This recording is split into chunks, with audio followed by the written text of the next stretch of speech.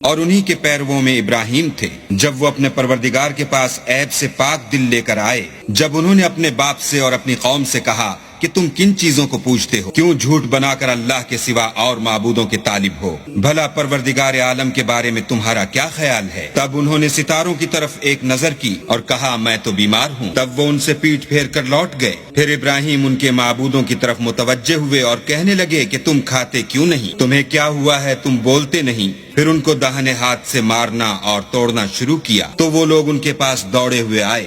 انہوں نے کہا کہ تم ایسی چیزوں کو کیوں پوجتے ہو جن کو خود تراشتے ہو، حالانکہ تم کو اور جو تم بناتے ہو اس کو اللہ ہی نے پیدا کیا ہے۔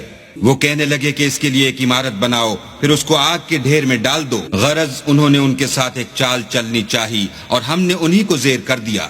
اور ابراہیم بولے کہ میں اپنے پروردگار کی طرف جانے والا ہوں، وہ مجھے رستہ دکھائے گا۔ اے پروردگار مجھے اولاد عطا فرما جو سعادت مندوں میں سے ہو۔ تو ہم نے ان کو ایک نرم دل لڑکے کی خوشخبری دی۔ جب وہ ان کے ساتھ دوڑنے کی عمر کو پہنچا تو ابراہیم نے کہا کہ بیٹا میں خواب میں دیکھتا ہوں کہ گویا تم کو ذبح کر رہا ہوں، تو تم سوچو کہ تمہارا کیا خیال ہے؟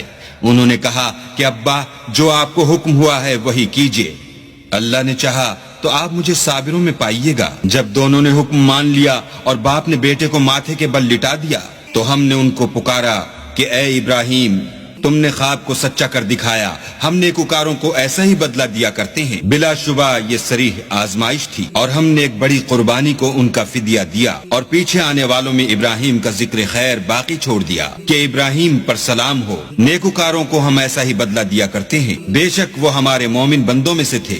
اور ہم نے ان کو اسحاق کی بشارت بھی دی کہ وہ نبی اور نیکوکاروں میں سے ہوں گے، اور ہم نے ان پر اور اسحاق پر برکتیں نازل کی تھیں، اور ان دونوں کی اولاد میں سے نیکوکار بھی ہیں اور اپنے آپ پر سرہی ظلم کرنے والے یعنی گناہگار بھی ہیں۔ اور ہم نے موسیٰ اور ہارون پر بھی احسان کیے اور ان کو اور ان کی قوم کو مصیبت عظیمہ سے نجات بخشی اور ان کی مدد کی تو وہ غالب ہو گئے، اور ان دونوں کو کتاب واضح المطالب عنایت کی اور ان کو سیدھا رستہ دکھایا، اور پیچھے آنے والوں میں ان کا ذکر خیر باقی چھوڑ دیا کہ موسیٰ اور ہارون پر سلام، بے شک ہم نیکوکاروں کو ایسا ہی بدلہ دیا کرتے ہیں۔ وہ دونوں ہمارے مومن بندوں میں سے تھے، اور الیاس بھی پیغمبروں میں سے تھے۔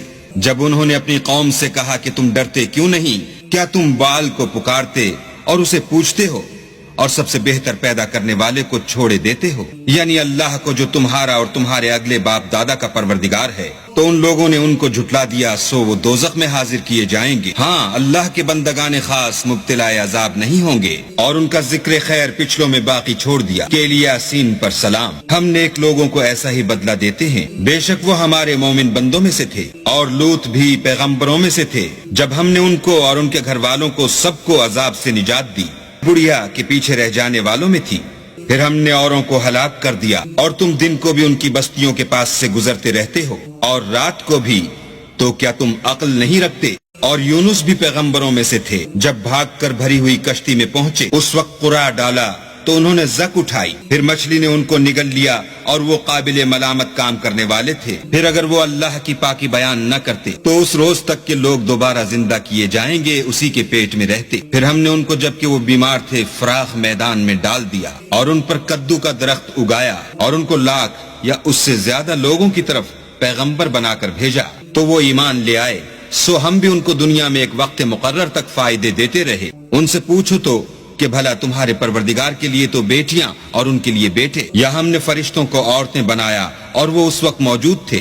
دیکھو یہ اپنی جھوٹ بنائی ہوئی بات کہتے ہیں کہ اللہ کے اولاد ہے، کچھ شک نہیں کہ یہ جھوٹے ہیں۔ کیا اس نے بیٹوں کی نسبت بیٹیوں کو پسند کیا ہے؟ تم کیسے لوگ ہو، کس طرح کا فیصلہ کرتے ہو؟ بھلا تم غور کیوں نہیں کرتے؟ یا تمہارے پاس کوئی صریح دلیل ہے؟ اگر تم سچے ہو تو اپنی کتاب پیش کرو۔ اور انہوں نے اللہ میں اور جنوں میں رشتہ مقرر کیا، حالانکہ جنات جانتے ہیں کہ وہ اللہ کے سامنے حاضر کیے جائیں گے۔ یہ جو کچھ بیان کرتے ہیں اللہ اس سے پاک ہے، مگر اللہ کے بندگان خالص مبتلا عذاب نہیں ہوں گے۔